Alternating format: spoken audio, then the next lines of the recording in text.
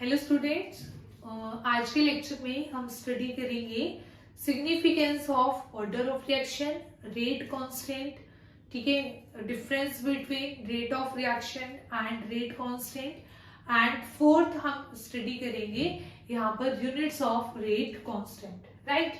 तो चलिए स्टार्ट करते हैं। सबसे पहले सिग्निफिकेंस ऑफ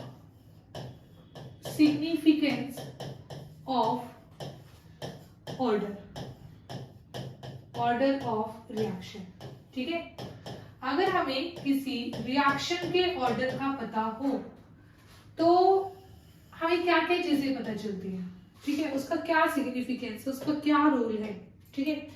तो उसका रोल ये है, मान लीजिए हमारे रिएक्शन में जितने भी रिएक्टेंट हैं, ठीक है, अगर हम उनकी कंसंट्रेशन में कोई चेंज कर देते हैं तो हमें ये पता चल जाता है कि जो रेट ऑफ रिएक्शन है वो कितने अमाउंट से चेंज होगा, ठीक है।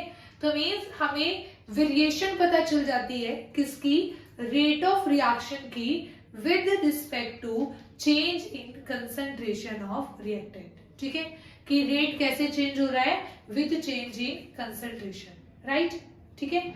तो हमारे पास है ना, हम क्या करेंगे यहाँ पर इस तरीके से, यहाँ पर significance of order of reaction को स्टडी करेंगे, राइट। तो देखिए, मान लीजिए हमारे पास क्वेश्चन है, क्वेश्चन ये है कि हमें रेट एक्सप्रेशन गिवन है, 1 मिनट, हाँ जी, ठीक है। The rate law for a reaction is given as, question ये है, the rate law for a reaction found to be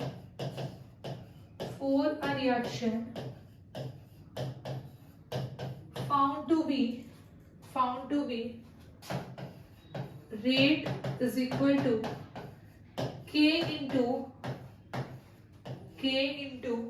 NO2 negative, I negative, H positive square, ठीक है। ये आपको दे दिया उसने, ये आपको उसने दे दिया, आपको बताना है how would the rate changes, how would the rate of reaction changes if first concentration of H positive is doubled,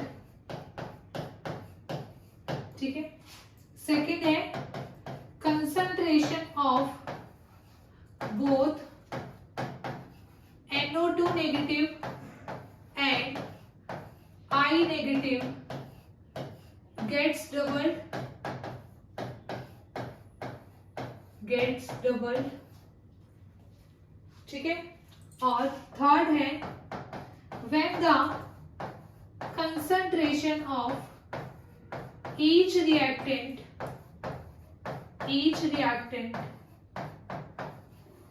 gets half, ठीक है। हर एक रिएक्टेंट की कंसंट्रेशन क्या हो जाएगी, हाफ हो जाएगी, राइट। तो देखिए यहाँ पर है ना, हमारे पास कैसे यहाँ पर हम इसका आंसर करेंगे, ध्यान से देखिए। जैसे ना हमारे पास ये है, ठीक है, यहाँ पे हमें बताना है रेट ऑफ रिएक्शन चेंजेस, है ना, कैसे रेट ऑफ रिएक्शन चेंज होगा। मान लीजिए हमारे पास है ना, हमने कंसंट्रेशन ऑफ H पॉजिटिव को डबल कर दिया, अब H की जगह क्या आ जाएगा, 2H पॉजिटिव का स्क्वायर। तो देखिए यहाँ पर किस तरीके से हमारे पास हो जाएगा रेट, तो हमारे पास रेट हो जाएगा, अब न्यू रेट डैश लिख लेती हूँ, K into concentration of NO2 negative, concentration of I negative, concentration of H positive square, right। तो यहाँ पे ना H पॉजिटिव की कंसंट्रेशन को डबल कर दिया, अब इसको 2 लिख दो, 2H पॉजिटिव स्क्वायर, तो क्या आ जाएगा 4, 2 का square 4, K into NO2 negative, I negative और H पॉजिटिव स्क्वायर। देखिए पहले ये रेट था, पहले ये रेट गिवन था हमें, पर जब आपने कंसंट्रेशन ऑफ H पॉजिटिव को डबल कर दिया तो हमारे पास रेट क्या हो गया, 4 टाइम हो गया, है ना। तो 4 टाइम हो गया ना, ये पहले वाला रेट था जो गिवन था हमें क्वेश्चन में, ये रेट डैश लिखा है मैंने, ठीक है, कि जब हमने कंसंट्रेशन डबल कर दी तो रेट क्या हो गया, 4 टाइम्स हो गया, राइट। उसके बाद सेकंड पार्ट में कहता है कि, ठीक है, concentration of both NO2 negative and I negative gets double, ठीक है। हम यहाँ पर है ना दोनों की कंसंट्रेशन NO2 नेगेटिव और I नेगेटिव दोनों की कंसंट्रेशन को क्या कर देंगे, यहाँ पर डबल कर देंगे, ठीक है। तब हमारे पास क्या होगा, तब हमारे पास कुछ ऐसे होगा जी, ठीक है। इसको भी डबल कर दो, इसको भी डबल कर दीजिए, ठीक है। तो अब लिखिए, अब हमारे पास जो न्यू रेट बनेगा, रेट डैश लिख रही हूं मैं, ठीक है, K इंटू इसकी कंसंट्रेशन 2NO2 हो गया, ठीक है, इसकी कंसंट्रेशन क्या हो गई, डबल हो गई, है ना, 2 टाइम्स हो गई, और यहाँ पे इसकी कंसंट्रेशन भी क्या हो गई, 2 टाइम हो गई। पहले सिर्फ I नेगेटिव थी, अब 2I नेगेटिव हो गई, है ना। मान लो X थी, X मान के भी आप कर सकते हो, तो 2X हो जाएगी। तो अगेन 2 इंटू 2 4, तो 4 K into NO2 negative into I negative की कंसंट्रेशन, ये NO2 नेगेटिव, ये अंदर आएगा जी, NO2 नेगेटिव, ठीक है, और यहाँ पर H पॉजिटिव स्क्वायर, ठीक है।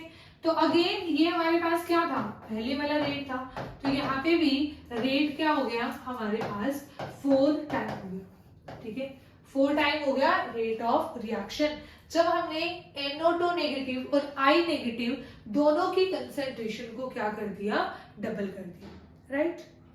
उसके बाद जो हमारे पास नेक्स्ट आता है, थर्ड पार्ट जो हमें बताना है, थर्ड पार्ट हमें बताना है जी, थर्ड पार्ट, ठीक है, when concentration of every reactant gets half, सभी की जो कंसंट्रेशन है ना वो क्या हो गई है, हाफ हो गई है, ठीक है। तो अब देखिए न्यू रेट क्या होगा, rate dash is equal to K into NO2 negative, इसकी कंसंट्रेशन हाफ 1/2, फिर I नेगेटिव की भी कंसंट्रेशन हाफ हो गई है 1/2 I नेगेटिव, उसके बाद H पॉजिटिव की भी हाफ हो गई है, हाफ H पॉजिटिव, बट इसका क्या है, स्क्वायर होता है यहाँ।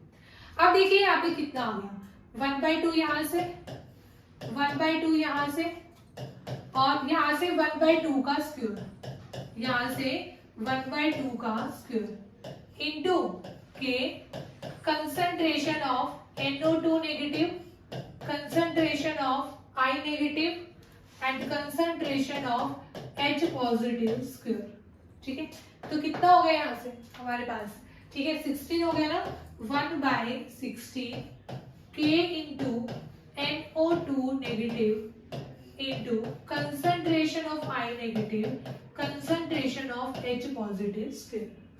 तो देखिए अब इसका क्वेश्चन है ना, इसका जो आंसर है आपको ऑप्शन में 2 तरीके से मिल सकता है, ठीक है, मैं दोनों ही तरीकों से आपको लिखवा देती हूँ। तो देखिए अगर इसका आंसर हमें देना हो तो हम क्या लिख सकते हैं, rate become 1/16 time of initial rate, ठीक है, मतलब जो पहले रेट था, ठीक है, उसका 1/16 टाइम हो गया, या फिर आपको ऐसे लिखा हुआ मिल सकता है, ठीक है, 1/16 का मतलब वो 16 टाइम से क्या हो गया, डिक्रीज हो गया, है ना। तो या फिर ऐसे लिख सकते हैं, रेट डिक्रीजेस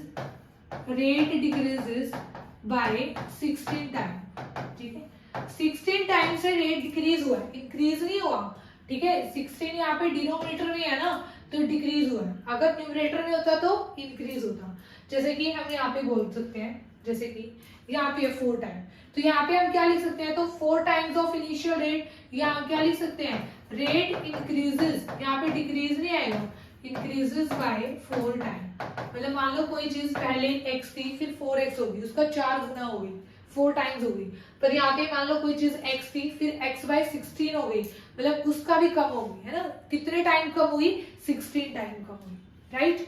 तो ये हमारे पास क्या है, order, significance of order of reaction. तो ये हमारे पास सिग्निफिकेंस था ऑर्डर ऑफ रिएक्शन का, राइट। आई होप सो आपको इस टाइप के क्वेश्चन क्लियर हो गए होंगे, ठीक है। तो अगेन यहाँ से ये थर्ड क्वेश्चन, थर्ड टाइप का क्वेश्चन बनता है हमारे एग्जाम में, ठीक है।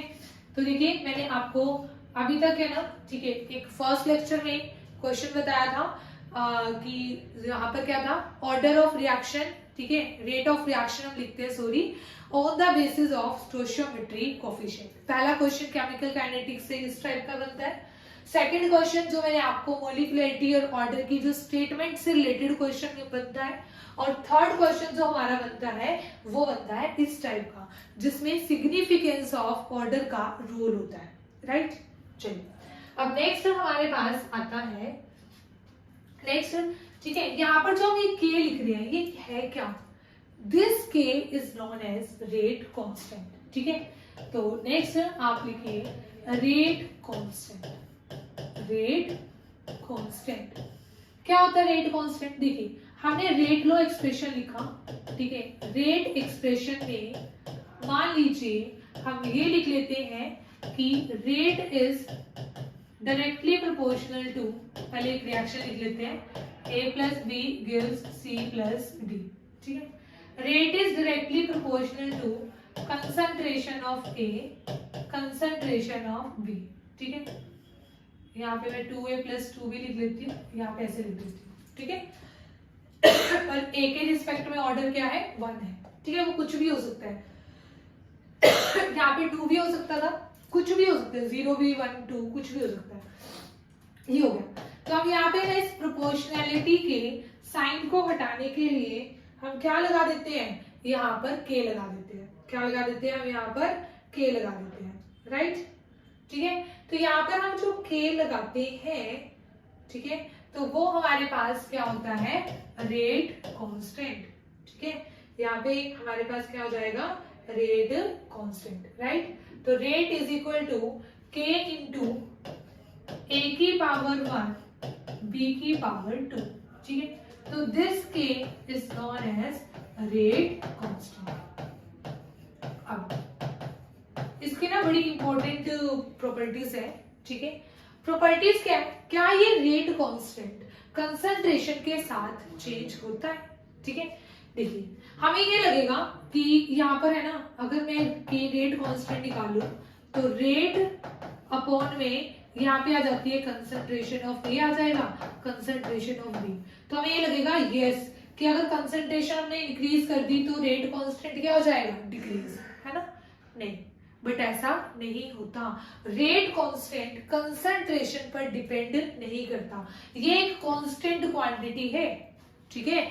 कोई एक पर्टिकुलर रिएक्शन है, मान लीजिए यही रिएक्शन है 2A plus 2B gives C plus D, तो इसके लिए ना रेट कांस्टेंट, चाहे आपने एक बार कंसंट्रेशन मान लो इसकी 10 मोल ले ली, ठीक है, इनिशियल कंसंट्रेशन इसके 5 मोल्स ले लिए, फिर आपने एक बार इसके, ठीक है, मान लीजिए 20 मोल्स ले लिए, इसके भी 20 मोल्स ले लिए, इसके 10 मान लो, ठीक है, कंफ्यूज मत होना, 20 ले लिए, तो उससे ना कोई फर्क नहीं पड़ेगा कि रेट कांस्टेंट की वैल्यू भी डबल हो जाएगी, नो। रेट कांस्टेंट हमेशा क्या आएगा, सेम ही आएगा, कि रेट कांस्टेंट फिक्स होता है, कांस्टेंट होता है एक पर्टिकुलर रिएक्शन के लिए। अगर दो अलग रिएक्शन, मान लो एक ये रिएक्शन है, कोई और रिएक्शन है, उनके लिए तो डिफर करेगा, पर रेट कांस्टेंट इस रिएक्शन के लिए, चाहे आप ए और बी की कितनी भी कोई भी कंसंट्रेशन ले लीजिए, वैल्यू क्या आएगी, सेम, ठीक है। तो ये इंपॉर्टेंट है, स्टार लगा लो इसको भी, इस पॉइंट्स को स्टार लगाना, सॉरी, ठीक है, इन पॉइंट्स को क्या लगा लो, स्टार लगा लेना, ठीक है। अब देखिए यहाँ पे क्या लिखवाया मैंने, ठीक है, rate constant doesn't depends on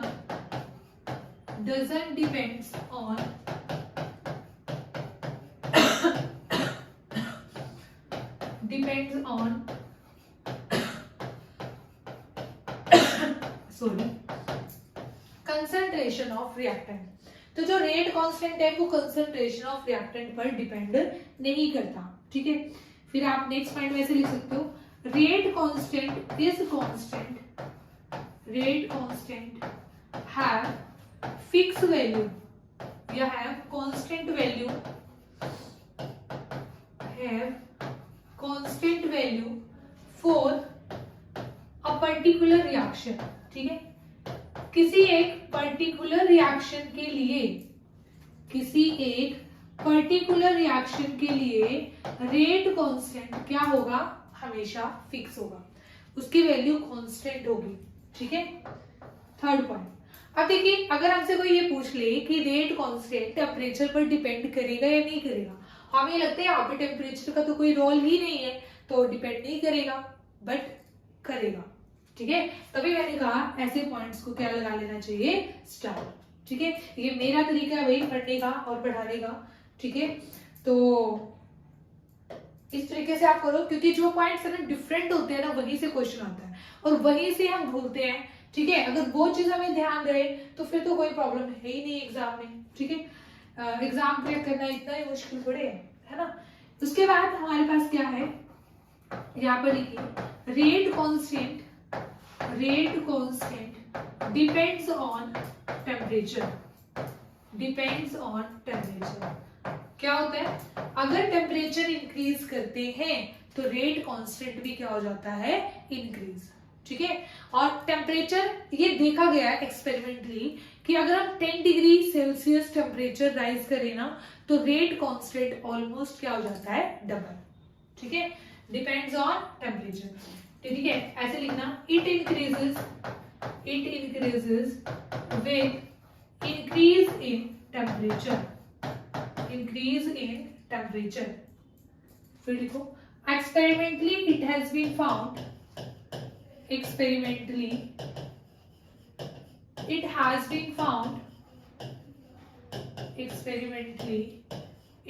been found that on rise in 10 degree Celsius temperature,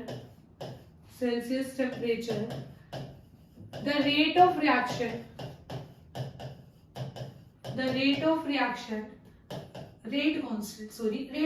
भी डबल ही हो जाएगा, जब रेट कांस्टेंट डबल हो जाता है तो रेट ऑफ रिएक्शन भी डबल हो जाता है, then rate constant become almost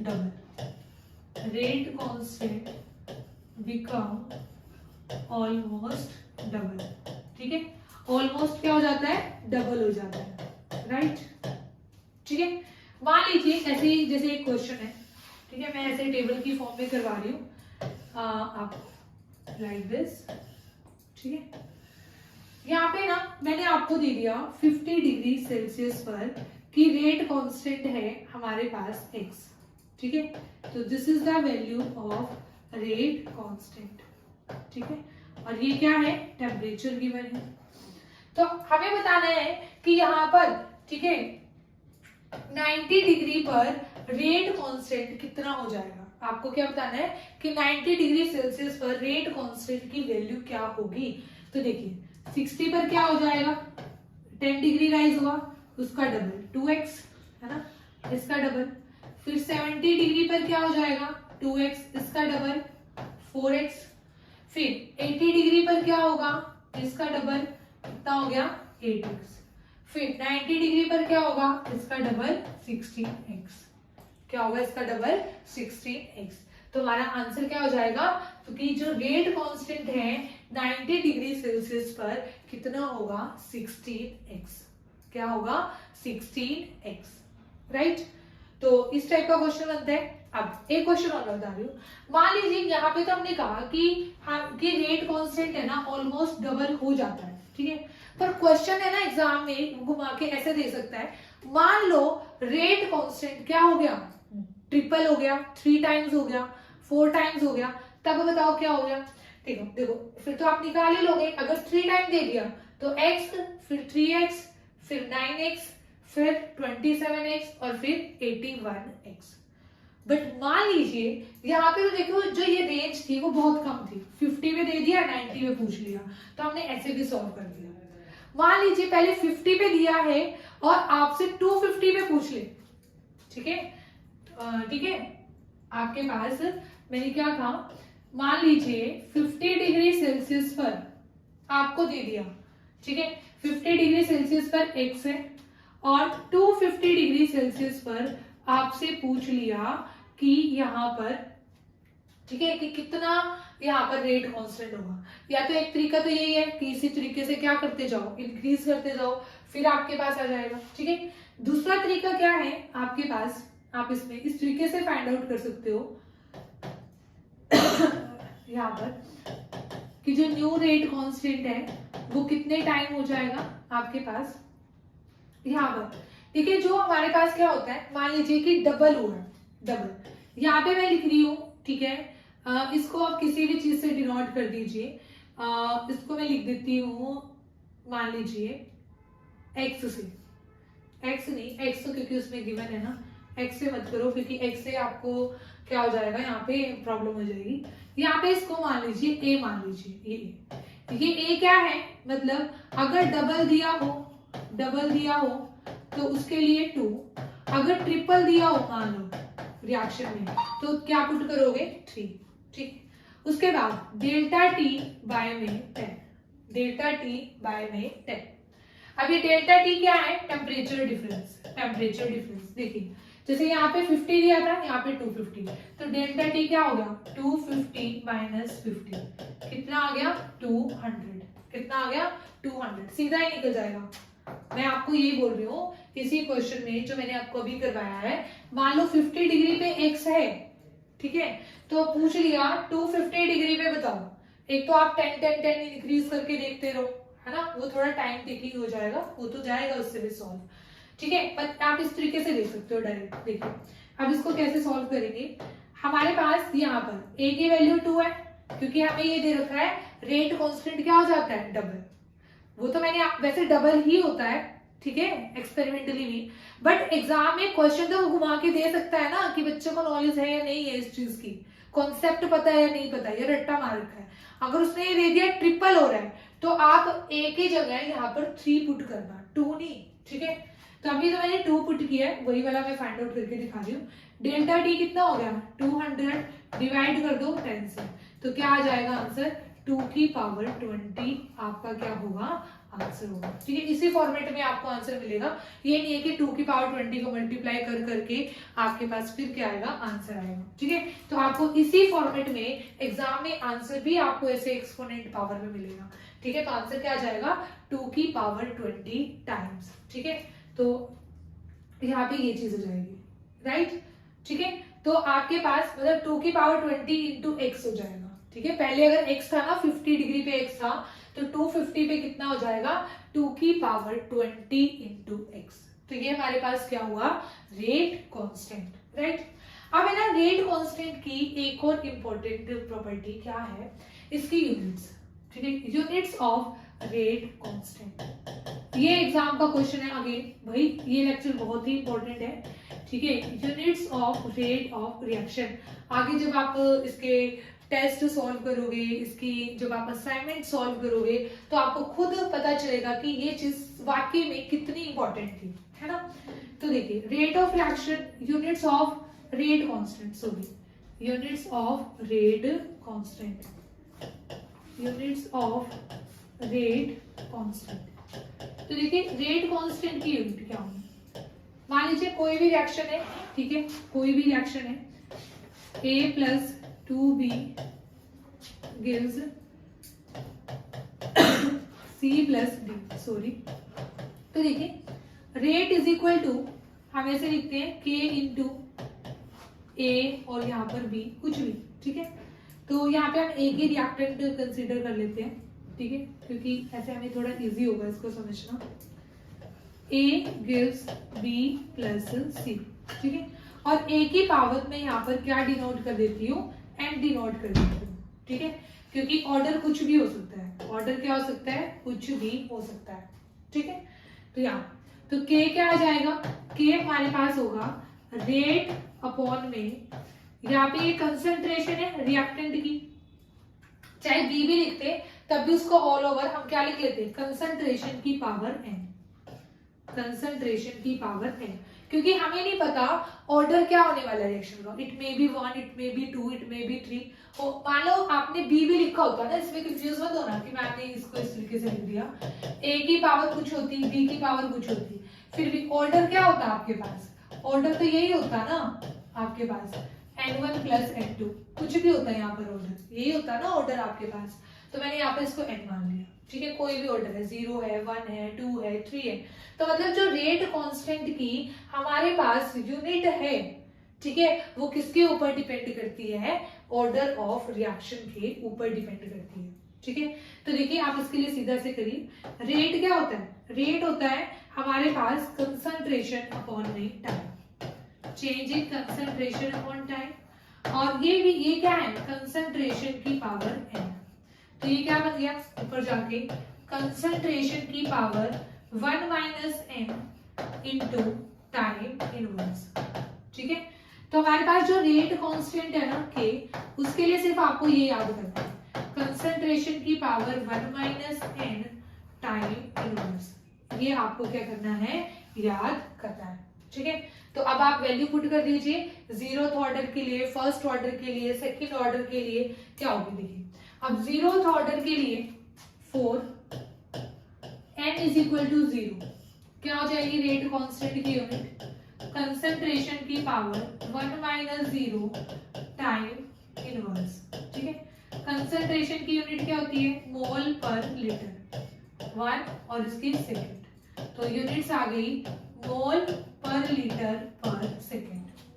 उसके बाद फर्स्ट ऑर्डर के लिए, ठीक है, यहाँ पर कंसंट्रेशन की पावर 1 माइनस 1 0 और यहाँ पे आ जाएगा टाइम इनवर्स, ठीक है। तो इसकी पावर 0, तो मतलब इसके ऊपर डिपेंड करेगी ही नहीं, तो यूनिट्स क्या आ जाएंगी? सेकेंड इनवर्स, ठीक है। सिमिलरली हम यहाँ पर ऑर्डर 2, ऑर्डर 3, ऑर्डर 4, कोई भी किसी भी ऑर्डर की रिएक्शन हो, चाहे वो फ्रैक्शनल ऑर्डर हो, चाहे वो होल नंबर ऑर्डर हो, उसके लिए हम क्या फाइंड आउट कर सकते हैं? Unit of rate constant. और यहाँ से ना क्वेश्चन की बहुत इंपॉर्टेंट है यूनिट्स ऑफ रेट कांस्टेंट, ठीक है। इसके ऊपर 2-3 स्टार आप लगा लीजिए, राइट। तो ये हमारे पास क्या था? This is all about the rate constant, right.